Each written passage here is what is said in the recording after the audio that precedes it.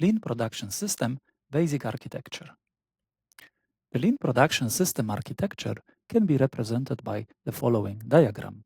At the top, we have the main objective, the main focus, which is to have zero non-value added activities or MUDA. This is further specified as having zero defects, zero breakdowns, zero inventory, and zero setups.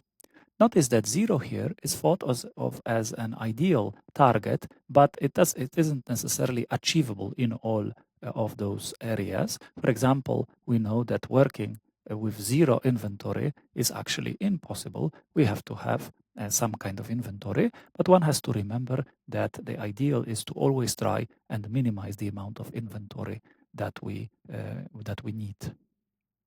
Under this roof, with the focus on zero non-value added activities, we have two pillars, and those are first a production flow that is synchronized with demand, or just-in-time production, JIT for short, and the other pillar, quality methods that aim at reducing the defects and avoiding defects.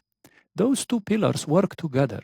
When you try to synchronize production with demand, you also reduce inventory. And when you reduce inventory, you expose quality problems or defects. And when you do, you have to try and find ways of avoiding those defects in the future. So then that's when you use some quality methods to improve quality. And so those two pillars, you have to think about them as a way to continuously improve the process in order to reduce all the kinds of waste, including too much inventory and quality problems.